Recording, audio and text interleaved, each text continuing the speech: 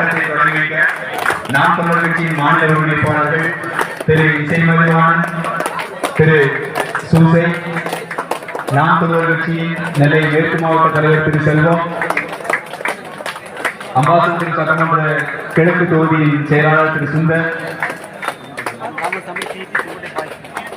போட்டி ஒருங்கிணைப்பு குழுவின் திரு எட்வின் மற்றும் தேவராஜ் ஆகியோர் இந்த ஆட்டத்தை தொடங்கி வைக்கிறார்கள். அனைவரும் உங்களது பலத்த கரவொலியுடன் இந்த ஆட்டத்தை தொடங்கி வைக்குமாறு அன்போடு கேட்டுக்கொள்கிறோம். வந்திருக்கும் அணிகள் உங்கள் வருகையை உடனே பதிவு செய்யுமாறு அன்போடு கேட்டுக்கொள்கிறோம். இரண்டாவது ஆடுகளத்தில் ஆட்டம் இன்னும் சற்று நேரத்தில் தொடங்கும்.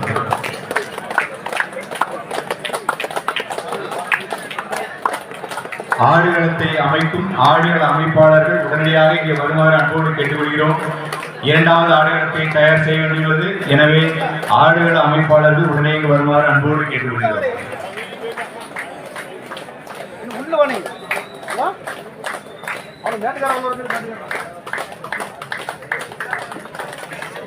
இந்த ஆட்டத்தை இனிதாக தொடங்கி வைத்திருக்கிறார் நாம் தமிழர் கட்சியின் மாநில ஒருங்கிணைப்பாளர்கள் திரு சூசை, திரு இசைமதிவான், நாம் தமிழர் கட்சியின் அம்பை தொகுதி செயலாளர் திரு பர்ணவாஸ், திரு செல்வம், திரு ஆரோக்கியன், திரு சுந்தர், திரு தேவராஜ், திரு எட்வின் ஆகியோருக்கு எங்கள் ஒருங்கிணைப்பு குழுவின் சார்பாக நன்றியை தெரிவித்துக் கொள்கிறோம். Over to the official.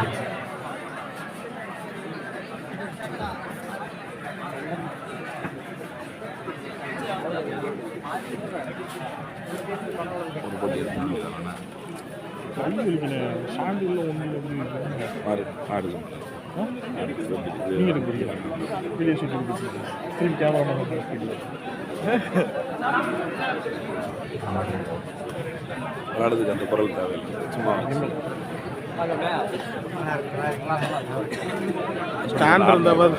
Stand இருந்தாவது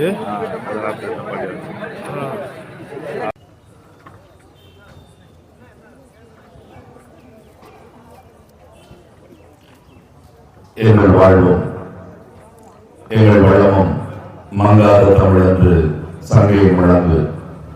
எங்கள் மனிதர் எங்கோ மறைந்தார், இங்குள்ள தமிழர்கள் கொண்டாடுவர்களே முழங்கு சங்கை முழங்கு.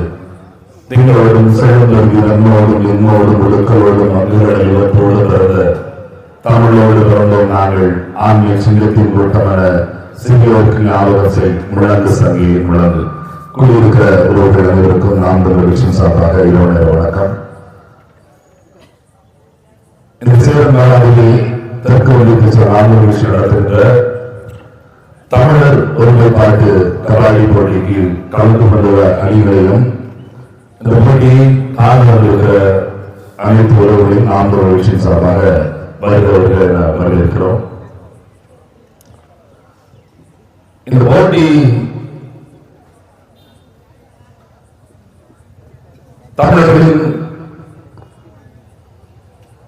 தமிழர்களுக்காக உலகத்தில் வாழ்கிற அனைத்து தமிழர்களுக்காக ஒரு நாடு கட்ட வேண்டும் என்று போராடி எங்கள் தலைவர், தமிழகத்தின் ஒரே தலைவர் மேலுமே பிரபாகரன் அவருடைய 70வது ஆண்டு பிறந்த நாளை முன்னிட்டு இந்த போட்டி நடத்தப்படுகிறது.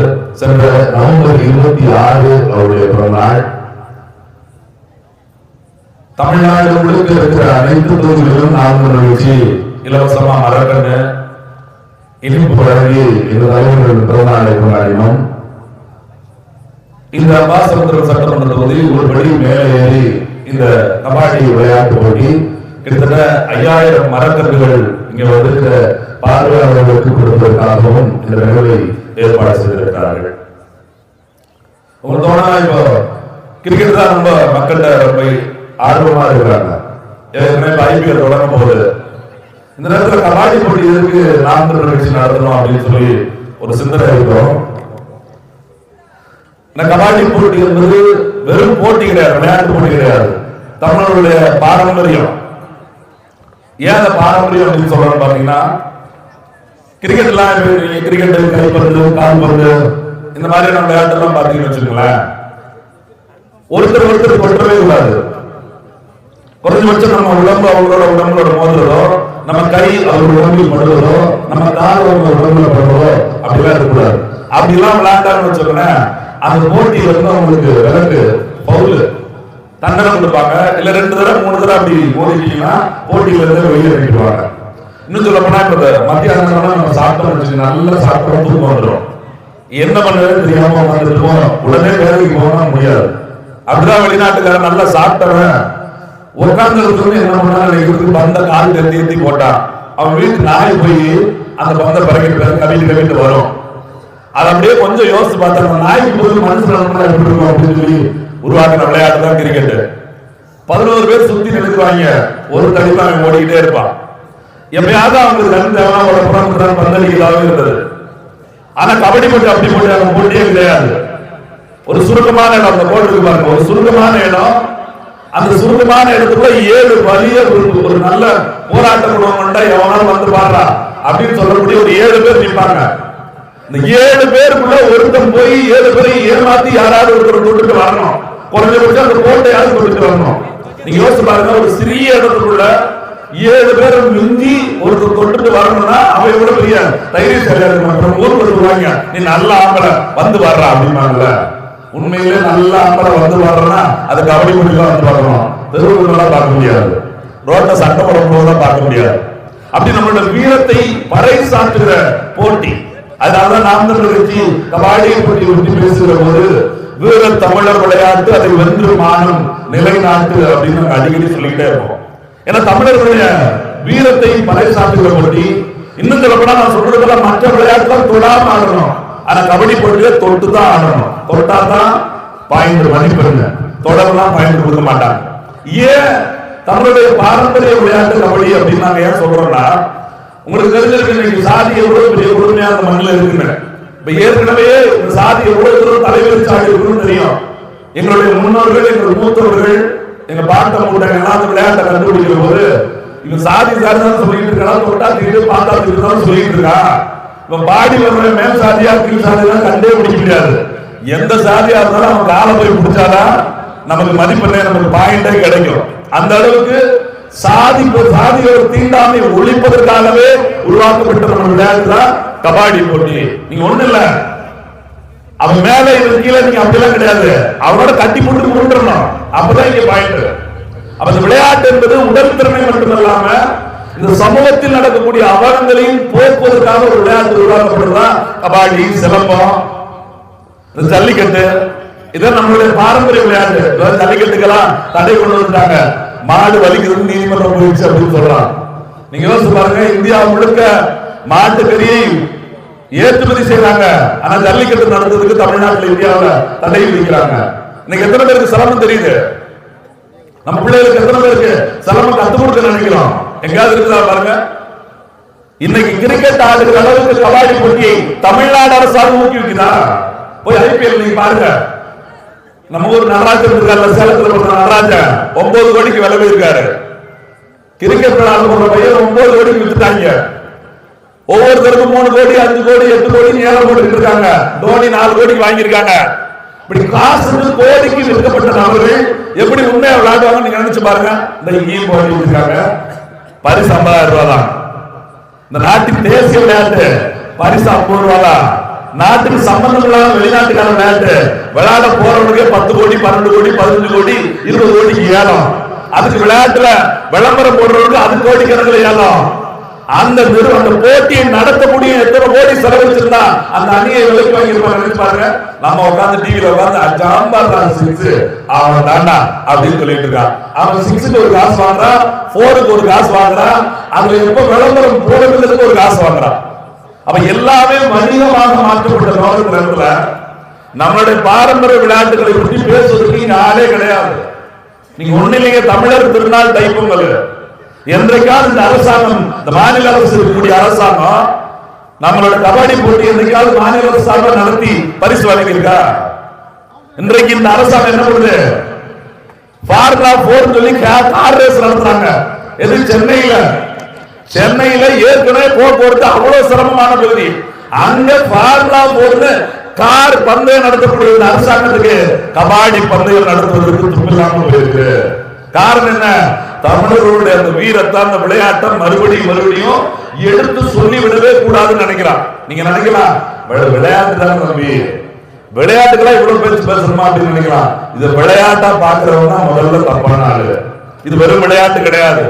இன்னைக்கு இந்த கபாடி போட்டியில் சிறந்து விளங்குறவங்க என்னென்ன துறையில வேலை செய்யணும் தெரியுமா? காவல்துறையில பணியாற்றுறாங்க, வங்கி துறையில பணியாற்றுறாங்க, தொடர்வண்டி துறையில ரயில்வே டிபார்ட்மெண்ட்ல பணியாற்றுறாங்க. நல்ல விளையாட்டு வீரராக சரியான வீரராக இருந்தா சில கம்பெனி அவங்க நிறுவனங்களை நடத்துறாங்க, போட்டிகளை நிறுவனங்கள் நடத்துறாங்க, அங்க போய் தயாராகிறாங்க. அப்ப இந்த விளையாட்டு கபாடி போட்டி என்பது அவங்க உணர்த்தல் மட்டுமல்லாம இந்த சமுதாயத்தில் இருக்கக்கூடிய அநீதிகளை தட்டி கேட்பது மட்டுமல்லாம தன்னுடைய வாழ்வில் பொருளாதாரத்தை உயர்த்துவதற்கும் பயன்படுது. முதல்ல விளையாட்டு என்பதை ரொம்ப துச்சமா நினைக்கிறது நம்ம மறக்கணுங்க. விளையாட்டும் ஒரு வகை பயிற்சி தான். நீங்க கபடி விளையாடுனா சும்மா இருக்கவங்க யாரும் இறங்கிட முடியாது. ஃபிட்னஸ் முக்கியம், உடல் தகுதி.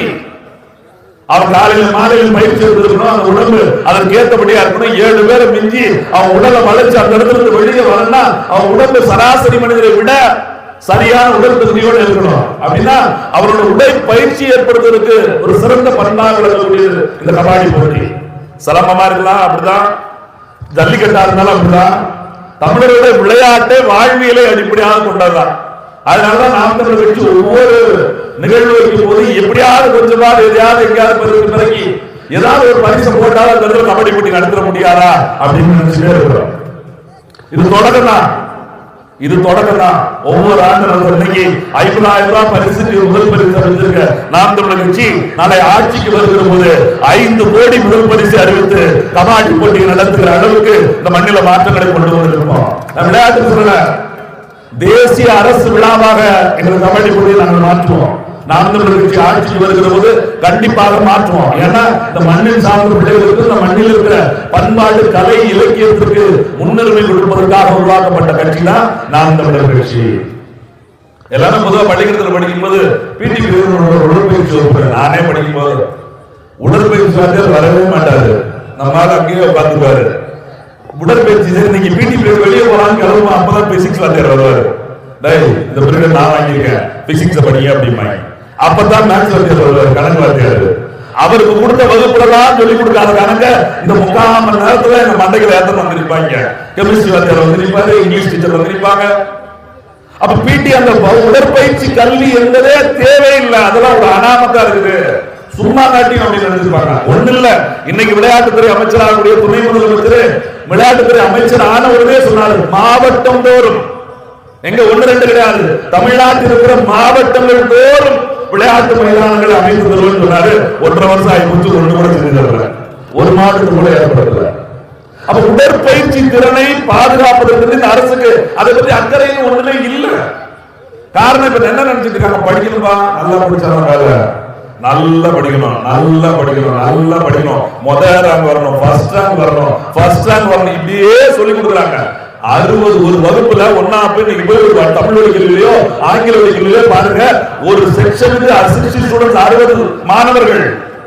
ஒவ்வொரு இருக்கக்கூடிய 1ஆம் பேர் 2ஆம் பேர் அப்படின்னு பிரிச்சு பாத்தீங்கன்னா ஒவ்வொன்றையும் 4 செக்ஷன் 3 செக்ஷன் வச்சிருக்கான். கிட்டத்தட்ட 180 மாணவ மாணவிகள், 240 மாணவ மாணவி, 240 பேர்ல ஒருத்தர் தானே முதல்ல வர முடியும், மத்தவங்க எங்க போறது நினைச்சு பாருங்க.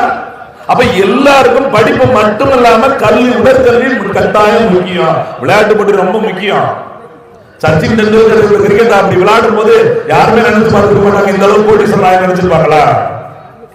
ஜமைக்காவில் இருந்த உசேன் போல்ட் அப்படிங்கிற ஒரு ஓட்டப்பந்தய வீரர் ஓடுகிற போது பைத்தியக்காரன் தான் பார்த்திருப்போம். இன்னைக்கு ஜமைக்காங்கிற நாட்டோட பேரு உசேன் போல்ட்ங்கிற வீரரால் தான் இந்த வெளிநாட்டுக்கு தெரிய வந்தது. ஒரே ஓட்டம் ஓடுறது அவ்வளவுதான், நாடு முழுக்க ஓடுனா இன்னைக்கு ஒலிம்பிக்ல ஓடி ஜெயிச்சுட்டு போயிட்டான். உண்மையில தெரியுமா, தமிழ்நாடு ஏன் இந்தியா ஏன் ஒலிம்பிக்ல பரிசே வாங்கல தெரியுமா? நம்ம என்னைக்கு கிரிக்கெட்டை கண்டுபிடிச்சு அழுதுகிறோமோ அன்னைக்கு வரைக்கும் பரிசே வாங்காது. எப்ப கிரிக்கெட் தலைமுறையிட்டு நாம நம்ம சொந்த விளையாட்டு பொருள் திரும்புறோமோ அப்பதான் இந்தியா ஒலிம்பிக் பதக்க பட்டியல வருங்க.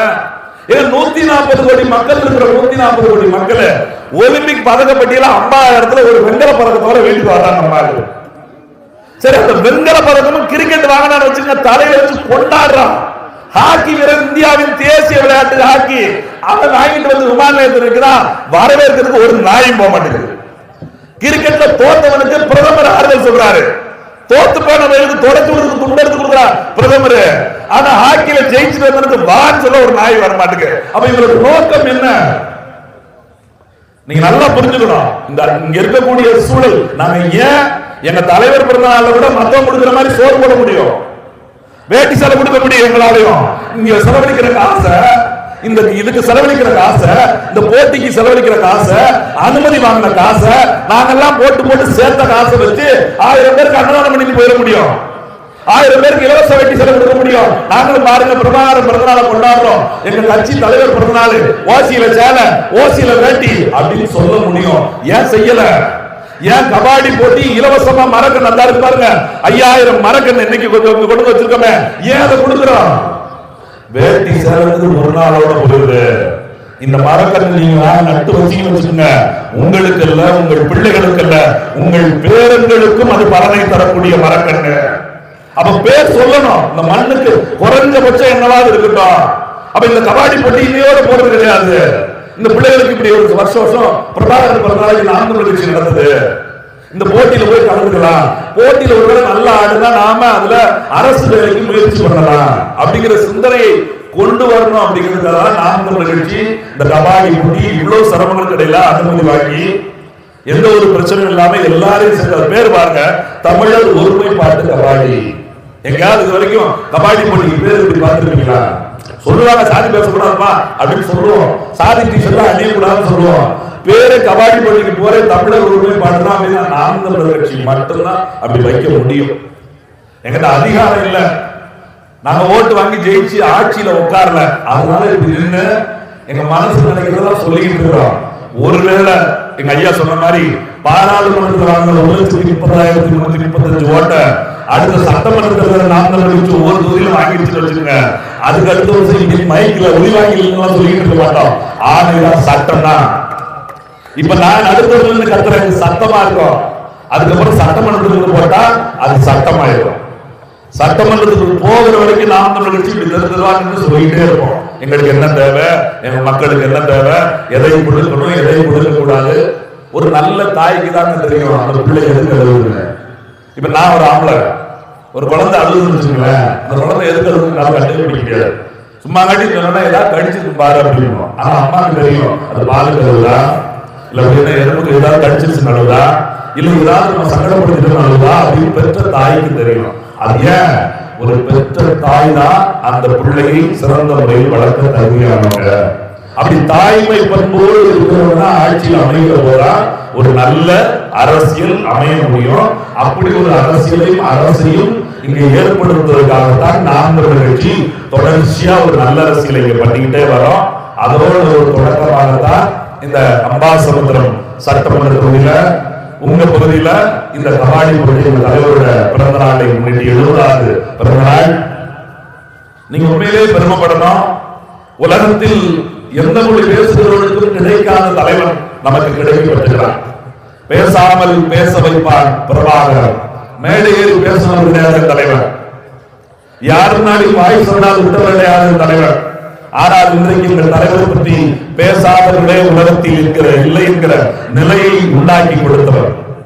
இங்க இருக்கிற அரசியல்வாதிகள் எல்லாம் தன் ஆட்சியை காப்பாற்றுவதற்காக ஒட்டுமொத்த மக்களையும் காவு கொடுத்தாலும் பரவாயில்ல, தம் பிள்ளைகள் அமைச்சரா உட்கார வைக்கணும், தம் பிள்ளைய துணை முதலமைச்சரா உட்கார வைக்கணும் அப்படின்னு போராடுற நேரத்துல தம் பிள்ளையை சாக கொடுத்தாலும் பரவாயில்ல, என் மக்களை பாதுகாக்க வேண்டும் என்று அரசியல் செய்தவர் எங்கள் தலைவர் பிரபாகரன் அவர்கள்.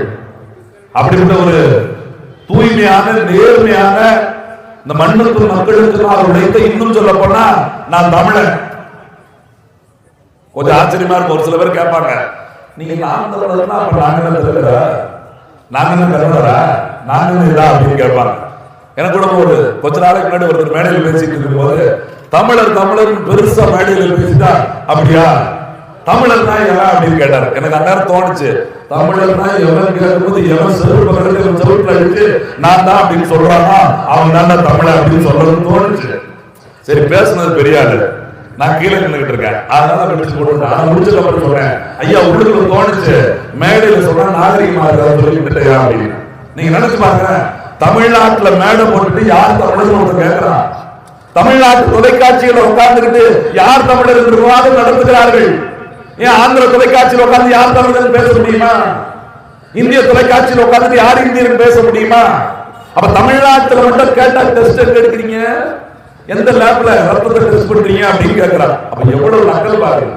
உலகத்தில் பேசப்படுகிற மொழிகளுக்கெல்லாம் தாய்மொழியா இருக்கக்கூடிய தமிழை பேசுறவங்க இன்னைக்கு நம்ம வாயில தமிழ் வருதா? கொஞ்சோண்டு யோசிச்சு பாருங்க. கொஞ்சம் போர் அடிக்குன்னு நினைக்கிறேன். ஒரு 2 நிமிஷம். நல்ல பேர் வைக்கமா நம்ம பிள்ளைகளுக்கு தமிழ்ல? யாராவது பிள்ளைகளை பள்ளிக்கூடத்துல வந்து சேர்க்கிறோமா? எல்லாருமே ஸ்கூல்லயே சேர்க்கிறோம், யாரும் பள்ளிக்கூடத்திலே சேர்க்கறது இல்ல. பிள்ளைகளுக்கு புத்தக பையே வாங்கி கொடுக்கல, பேக் தான் வாங்கி கொடுக்கிறோம். பிள்ளைகளுக்கு காலை உணவு தான் கொடுக்கறது இல்ல, டிஃபன் தான் கொடுக்கிறோம். பிள்ளைங்க போய் பள்ளிக்கூடத்துல போய் என்ன பண்றாங்க?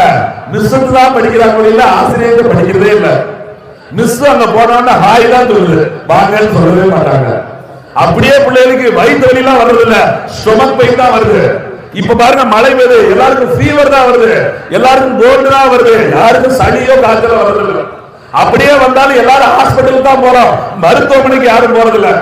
அப்படியே போனாலும் டாக்டர் தான் பாக்குறோம், மருத்துவரை யாரும் அணுகிறதே இல்ல. அப்படியே பார்த்தாலும் இன்ஜெக்ஷன் தான் போடுறோம், யாரும் ஊசி போடுறதே இல்ல. அப்படியே போட்டாலும் டேப்லெட் தான் சாப்பிடுறோம், யாரும் மாத்திரை சாப்பிடுறதே இல்லை. இதுதான் சிக்கல். சொல்லும்போது இப்ப நானே பேருந்து சிறையிலிருந்து வரேன்னு வச்சுக்கலேன், இதுக்கு வழி எப்படி போனேன் அப்படின்னு கேட்டோம்னா அப்படியே ஸ்ட்ரெயிட்டா போய் ரைட் எடுத்து ஒரு யூட்டர் போய் லெஃப்ட் எடுத்து சரியா போயிருக்கான். அவன் பேசுறது அப்படியே இப்படி இப்படிதான் தமிழ். ஸ்ட்ரெயிட் ரைட் யூட்டர் லெஃப்ட் எதுவுமே தமிழ் இல்ல. ஒருவேளை எனக்கு தமிழே தெரியாது, எதுவுமே இல்லைன்னா நான் நினைச்சு பாருங்க, எந்த மொழிக்கும் எதிரானவல்ல நானு. அனைத்து மொழியையும் கற்போம், அன்னை மொழியை காப்போம் அப்படிங்கிறதா எங்களோட கொள்கையை. சொந்த மொழி தெரியாம எந்த மொழி பேசி பிரயோஜனம் கிடையாது. ஒரு கவிஞர் ஒருத்தர் சாதாரண ஒருத்தர் படிச்சு அரசு வரைக்கும் போயிடலாம், விஞ்ஞானி ஆக முடியாது. எப்படி புதிய புதிய கண்டுபிடிப்பு எல்லாம் உருவாகும் தெரியுமா? அப்துல் கலாமிய இன்றைக்கு உலகத்துல பெரிய அளவுல உயர்ந்திருந்தார் தெரியுமா? சொந்த மொழியில தாய்மொழியில படிச்சாரு. மயில்சாமி அண்ணாதுரைன்னு ஒரு உயரிய மொழி எப்படி வந்தா தெரியுமா? தாய்மொழியில படிச்சுட்டு வந்திருந்தான். தாய் எந்த மொழியில உங்களுக்கு கனவு வருதோ, கனவு வருகிற போது பிறந்த போது நீங்கள் எந்த மொழியில் பேசுகிறீர்களோ அந்த மொழியில கத்துக்கிட்டாதான் நம்மளுடைய வாழ்க்கை மட்டுமல்ல, நம்மளுடைய அடுத்த தலைமுறை வாழ்க்கையில் சிறப்பு. அப்படிப்பட்ட உயரிய தாய்மொழியான தமிழை கொண்டவர்கள் தமிழை நேசிக்கணும், யாரை பற்றியும் தூற்ற வேண்டாம், எந்த மொழியும் குறை சொல்ல வேண்டாம், ஆனா நம்ம மொழியை கத்துக்கணும் அப்படிங்கிறதா எங்களுடைய பண்பாடு.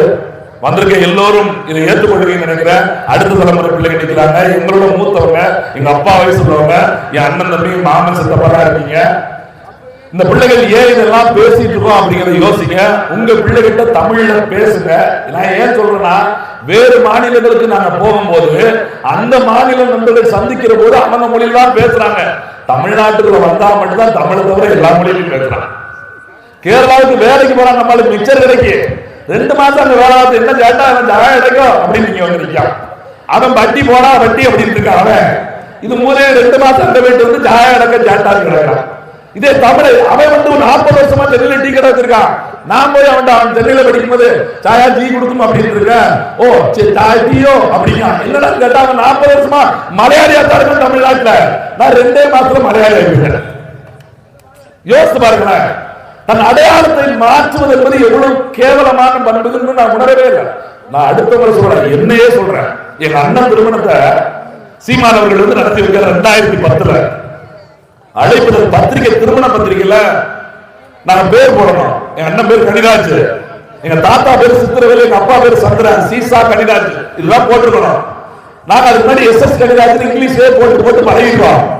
சீமான் வராது தமிழ்ல போடணும் அப்படின்னு சொல்லிட்டு நான் ஒரு படிச்ச முட்டாளு, எங்க அண்ணா அதுக்கு மேல படிச்ச முட்டாளு, 2 முட்டாளு சேர்த்து ஒன்னா உட்காந்து யோசித்து பார்த்து இந்த சீசாவை எப்படா SS எப்படா தமிழாக்குறது, SS கனிராஜன் மட்டும் நம்மளால கலாய்ப்பாரு, அதை தமிழாக்கணும்னு சொல்லிட்டு இங்கிலீஷ் எஸ்க்கு பதில் AS கனிராஜன் எழுத்தோம். ஏன்னா இன்ஜினியரிங் படிச்சிருக்கோம்ல, அதனால கொஞ்சம் அறிவு அதிகமா இருந்துச்சு. 2010 மேடை ஏறி இப்படித்தான் தாலி கட்டணும்னு எங்க அண்ணன் சொன்னாரு. என் தம்பி வந்து பத்திரிக்கை வச்சான், அழுப்புதல் வச்சான். பார்த்தேன் அப்படியே ரொம்ப அமிர்தமா இருந்துச்சு அந்த பேரை பார்த்த உடனே. இங்க சொல்லக்கூடாது, அவன் தாலி கட்டும் போதுதான் சொல்லணும் அப்படின்னு சொல்லி மேடைக்கு வந்து அவன் பேர் கனிராஜன் தமிழ்ல இருந்துச்சு. அவனுக்கு அவங்க அப்பா பேர் சந்திரன் சானான்னு போடணும், அவங்க தாத்தா பேர் சித்திரவேல் சீனான்னு போட தெரியாம ஏன்னா தங்கிலீஷா தமிழமாடான்னு கேட்டாரு. அப்பதான் யோசித்து பார்த்தா, ஓ இது தமிழ் கிடையாதா அப்படி யோசித்து பாருங்களேன். நம்ம தமிழ் தான் பேசுறோம் நினைக்கிறோம், ஆனா தமிழ்லயே பேசல. அப்ப அதை நாம் உணர்வதற்கே ஒரு அமைப்புக்கு தேவைப்படுச்சு. அதுதான் நாம் தமிழர். இதை நினைச்சு பார்க்கறது. நான் படிச்சவன், எனக்கு அப்படி ஒரு திமிரு கூட இருந்தது. எனக்கே அந்த நேரத்துல படிச்ச முட்டாள்லாம் இப்படிதான் இருப்பான் அப்படின்னு என் முடிஞ்ச கண்ணாடியில போய் எனக்கு மாலையில போய் பார்த்தேன். அப்ப எங்களை போல இன்னும் எவ்வளவு பேர் இருந்திருப்பாங்க. எங்க அப்பா எனக்கு சொல்லி கொடுக்காமட்டா, இல்ல எங்க தாத்தா எனக்கு கத்துக் கொடுக்காம விட்டாங்களா, இல்ல எங்க மாமா எனக்கு குறிப்பெடுக்காம விட்டாரா, என்னோட ஆசிரியர்கள் எனக்கு சொல்லித்தராம விட்டாங்களா? இல்லையே. அந்நிய மொழி மீது மோகம். நம்ம ஆளுக்கு அம்மா 1000 பட்டம் வச்சிருக்கோம் தீபாவளிக்கு, பக்கத்து வீட்டுல என்ன இருக்குன்னு நம்மளால தேடி விடுவாங்க. அதே முருகத்தை அம்மா சுட்டு வச்சிருக்க இனிக்காது, பக்கத்து வீட்டுல முருகத்து அமிர்தமா இருக்குமா அப்படின்னா. அது மாதிரி அம்மாவுக்கு சோறு விடாதவே அத்தைக்கு பொங்க வச்சாலாம். அந்த மாதிரி சொந்த மொழியை பேச முடியாதவன் அடுத்த மொழிக்கு ரொம்ப வெட்கப்படுவாங்க. இங்கிலீஷ்ல பேசுறது அப்பா நினைக்கிறாங்க. அட்ரஸ் முகவரி கேட்க போறோம், அட்ரஸ் கேட்க போறோம்னு வச்சுங்களேன், கை கட்டணும்னா கேட்டாது, பேண்ட் போட்டு கேட்க. ஏன்னா அவங்க கையில் எட்டினா வேட்டி எட்டினா இங்க ஒரு பெரிய சிக்கல் இருக்குது. இப்ப சென்னையில சொல்றாங்க, கையிலி வேட்டி அடைந்தவர்கள் கோயிலுக்குள் வர வேண்டாம், கையிலி வேட்டி அடைந்தவர்கள் உணவகங்களுக்குள் வர வேண்டாம். எப்படி பேண்ட் சட்டை போட்டோம்னா வரேன்னா பேண்ட் சட்டை போட்டுக்கே 40 வருஷம் ஆயிட்டு. அது வரைக்கும் எங்க போய் கலப்பி விடுவான், எங்க போய் சோதரிமா எவ்வளவு கட்டுறோமா கேட்ட டீசன்ட், ரொம்ப டீசன்ட். அவரெல்லாம் படிச்சவர் மாதிரி அப்படிலாம் பேச மாட்டாரு அப்படிமா. இப்ப இந்த நிலையெல்லாம் மாற்றணும். தமிழ்நாடு முழுக்க நம்முடைய பாரம்பரிய கலைகளை வளர்ப்பதற்கான சிலம்ப கூடம், உடற்பயிற்சி கூடம், சிலம்ப கூடம், கபாடி போட்டி சொல்லிக் கொடுக்கும் கூடங்கள் இதெல்லாம் ஏற்படுத்தணும். இன்றைக்கு படிப்பகங்கள் இருக்க வேண்டிய இடத்துல குடிப்பகங்கள் நிறைந்து கிடக்கிறது. கழிவறைகள் கட்டப்பட்ட இடத்தெல்லாம் குடிப்பகங்கள் டாஸ்மாக் இருக்கு.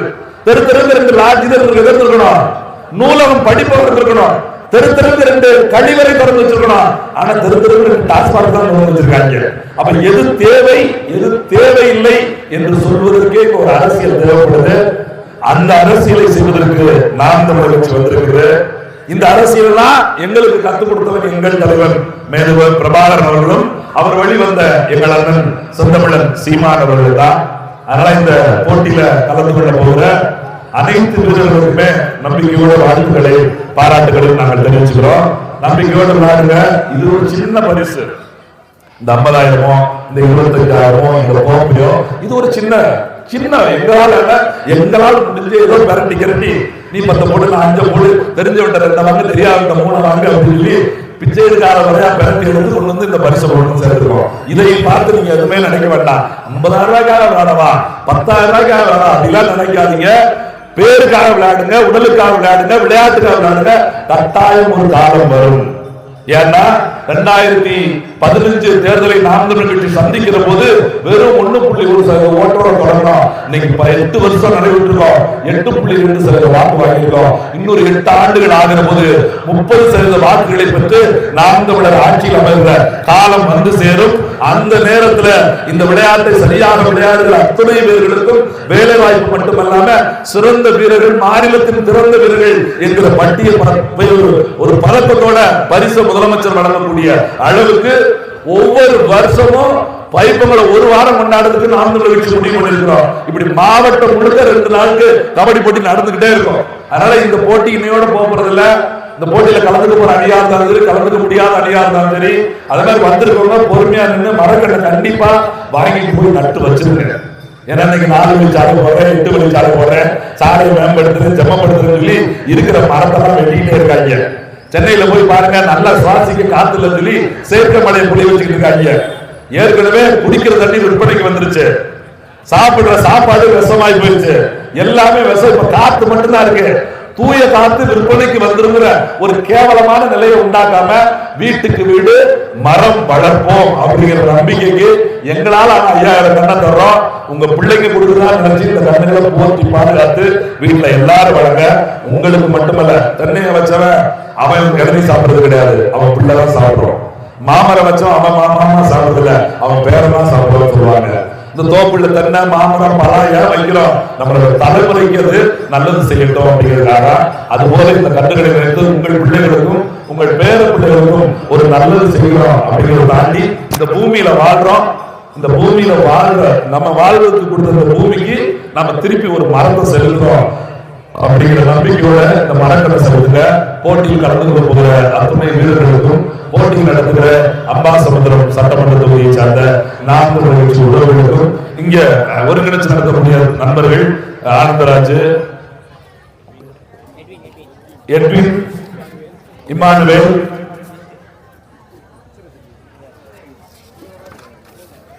தேவராஜ் அப்படிங்கக்கூடிய சுந்தர்ராஜ், ஆண்ட்ரோ, சார்லஸ், இப்படி எல்லாத்துக்குமே இன்னும் பேர் யாராவது விட்டுறா.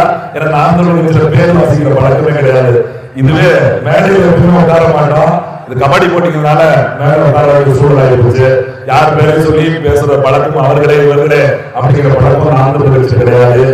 சால்வை வெளியிடுறது, மாலை போடுறது எப்பயும் ஆந்திர நிகழ்ச்சியோட வரலாற்றுல கிடையாது. வேற வழி இல்லாம போட்டி தான் அப்படின்னு சொல்லி மேல விளையாடுறோம். எல்லாரும் போட்டுருங்க. இந்த போட்டி ஏற்பாடு செய்வதும் அதே போல காவல்துறை அதிகாரிகள் இருக்காங்க. இதற்கு பாதுகாப்பு ஒத்துழைப்பு கொடுத்த அவங்களுக்கும் இந்த போட்டி முடிகிற நாளை முடிகிற வரை சுற்றி நின்று வேடிக்கை பார்க்கிறவங்க பெருந்தன்மையோட பொறுமையா நின்று உங்க பிள்ளைங்க விளையாடும் போது உற்சாகத்தோட கைதட்டி அவங்க வெற்றியை நோக்கி போறதுக்கு ஒரு வாய்ப்புகளை ஏற்படுத்தி வாய்ப்புகள் நன்றி. வணக்கம். நான் தமிழர்.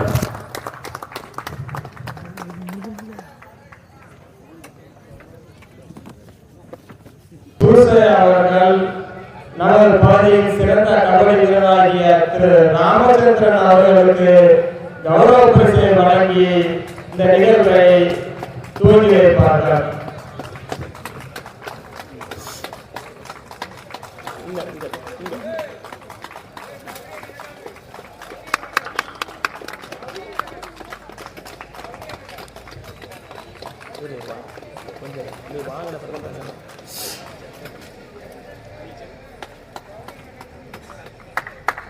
நன்றி.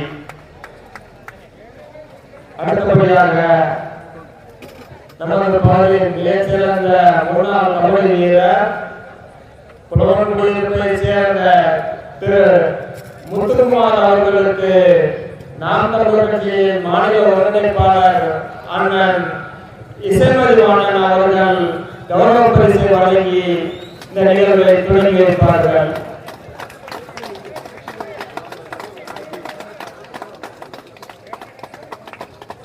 நன்றி. அவர்களுக்கு ஒரு அழகான ஒரு மரக்கன்றையும் அவர்களுக்கு அன்பளிப்பாக வழங்கி இந்த நிகழ்வை சிறப்பித்து வருகிறார்கள். நன்றி.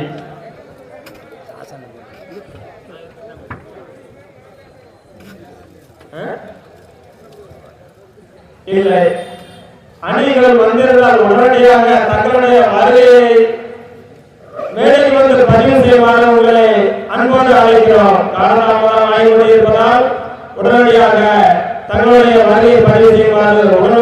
அன்போடு அழைக்கிறோம்.